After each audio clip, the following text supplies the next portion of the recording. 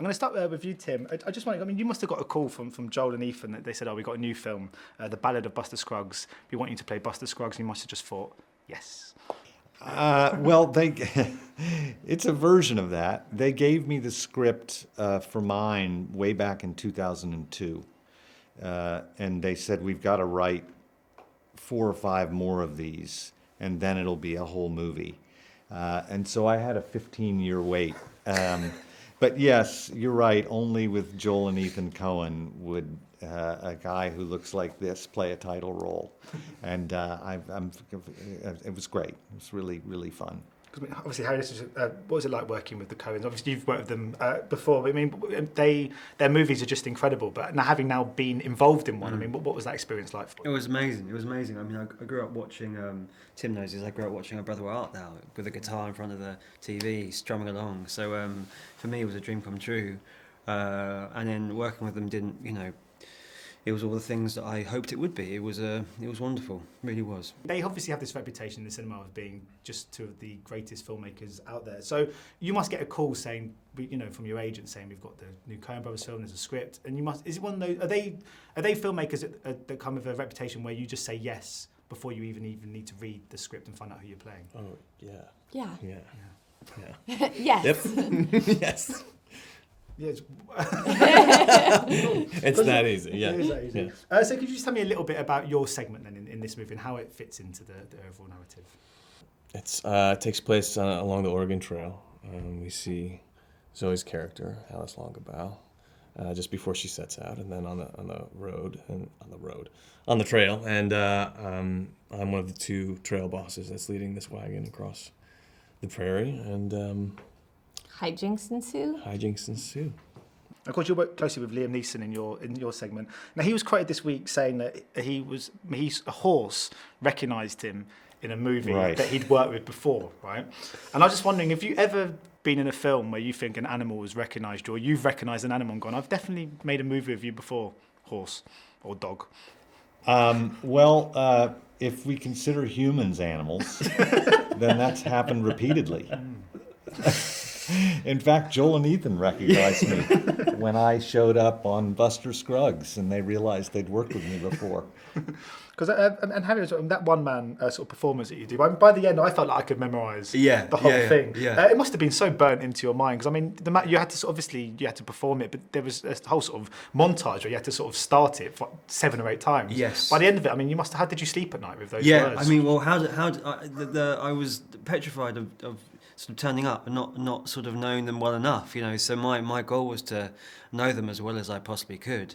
And they, Joel and Ethan asked me to learn every one in its entirety, so they could pick and choose which bits they wanted, which is, I think, how they sort of chopped it around in the edit, yeah.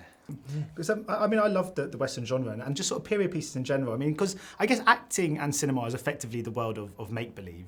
And I was wondering, when you're on a set like this and everyone's got the costumes and there's kind of the dust and the horses and stuff, does it tap into that quite innate, almost childlike quality that we have that reminds you in some ways what it is about this craft that appealed to you sort of throughout your kind of life and what made you want to become an actor in the first place? Yes. Yes, again, yes. I've got pictures. I have pictures of me 3rd grade. I wore a bonnet basically all year long and a little apron. Of course you did. So I'll show you later. I've got pictures. Good. I look forward to it. I feel like I was saying earlier, like playing dress up, is sort of, I think, the root for a lot of actors, that like childhood impulse. And absolutely, when you're in the middle of nowhere and surrounded by wagons and horses, it's pretty magical. Just get to play cowboy. I was doing that all through childhood. Because it must be so great watching this back in a sense. A lot of actors say that they find it difficult to watch films that they're in. But in this, I guess, because you've got sort of each segment, it means I guess you're able to watch this film and enjoy all the other kind of segments from this movie like an audience member would, like I would in some ways. Yeah, this is why I remembered you, because everything that you said was accurate. Yes. You just keep asking questions and just keep saying yes. Yeah. Normally you're watching like that, and this one you can kind of relax because Yeah. you know you're not going to You're pop not as up. responsible. Yeah. Yeah.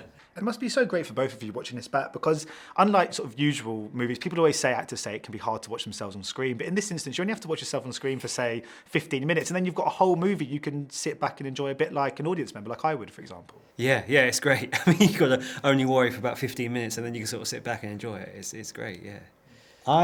Yeah, that's certainly true. Although I have to confess that at this point, I don't mind watching myself so much anymore. That afflicted me early on, but I'm as a character actor and only a character actor, I don't have to worry ever about looking beautiful or handsome.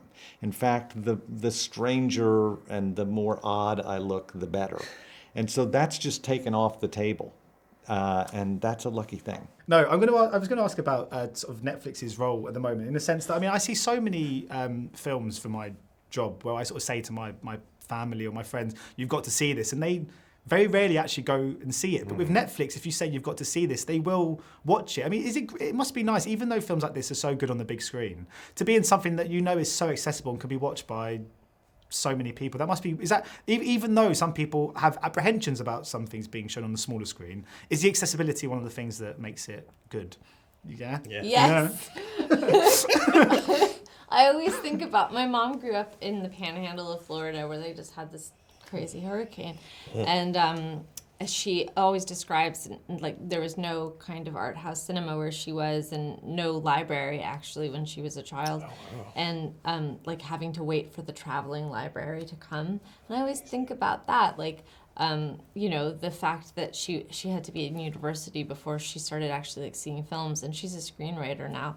I think that like the greatest thing about the internet is that it's let people all over the world have access to the same exact, you know, art house cinema, books, music, as somebody who lives in the most plugged in, connected city. Yeah, no, absolutely. I mean, you know, the movie, among many things, is a kind of ode to storytelling, and like I really believe in a very sort of practical, non-romantic way that storytelling is like an essential, it's like a cornerstone of civilization. Like it's something we just very realistically survival level need to figure out what it means to be in the world. And so, of course, the more people that get to participate in that endeavor, I think, the better we are. That said, it looks very beautiful on the big screen. Oh man, it really does. Yeah. But can you invest in films you're in? Like emotionally, can you kind of get involved in the storyline, for example, if you're one of the lead roles? So if you watched Oh Brother Where Art Thou, could you be stirred by it in the same way I could? Or is that still difficult when you've been in a film? You know, your question is tricky because it just allows me to step into this morass of self-regard. But I'm going to do it anyway and say, yes, I can get certainly involved. But there's this other level where you, I'm sure you do indie films, and you don't know whether they're going to ever see the light of day, if they're ever going to get into a movie theater or a distributor's going to buy them. And one gets really emotionally involved in those. Well, I thought of a question you might say no to, so I'm going to ask it. So Liam Neeson was quoted this week saying he was in a movie where he went onto the set and a horse recognised him from another film they'd worked on together. On this movie? Was it this one? Yeah. So I was wondering, have you guys ever been in a film where you've recognised an animal or an animal's recognised you and you've gone, I've definitely worked with you before, dog? Maybe once we get to Liam Neeson's age, that will be true. A level of experience. Yeah. Dogs don't live that long, so maybe these oxen will recognize you the next time you play a cowboy. Connected to my horse. T was his name. T. And I was lucky enough to see this movie in the cinema yesterday. But obviously, for most people, it's going to be on Netflix. Now, I just wondering about your thoughts on the way sort of cinema is going, in the sense that, in some ways, obviously, films like this, they're great to see on the big screen. But at the same time, I see so many movies, and I'll speak to my friends and my family and say, oh, you've got to see this, you've got to see this. And they never go and see it. But if I recommend a Netflix film, they'll always watch it because it's so much more accessible. It must be great for you guys to know that you're making films and stuff, and sort of TV series and stuff now that are being seen by more people, I suppose, than they probably would have been had they been just shown in the cinemas. Yeah, I think it's great. I think the fact that there's so much the exposure of this film is so huge. It's fantastic. You know, people can watch it at home, or people can go to the cinema if you want to see it big. I think that's really exciting in terms of having those two different options in watching it. Just finally, I usually try not to speak to an individual about a project they're working on during a PED interview, but Zoe, I saw Wildlife and just absolutely adored it. I was just wondering, I mean, this is your first experience writing something that you haven't starred in. What was it like watching this whole project kind of unfold in front of your eyes and develop into being such a sort of great piece of cinema? Oh, that's so kind.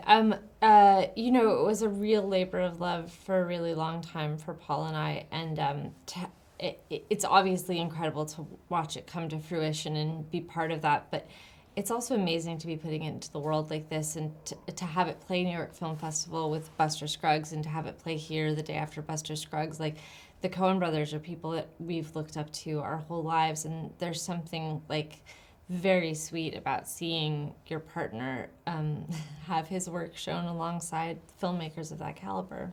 And just finally, very quickly, have you got a favourite thing you're watching at the moment? Any kind of TV series or stuff that you're really, really into? Yeah, you go. The NFL. I've just started watching this thing called The Maniac, which I just think is fantastic. But I would say that because it's another Netflix number, so yeah. I thought you said that. Cheers, thanks so much, guys. Much appreciated. Thank you. Thank you very much. Ladies and gentlemen, you're watching Hey You Guys! Hey You Guys, huh? Hey, you guys. Is that from the Goonies? It is indeed, yes. Nice.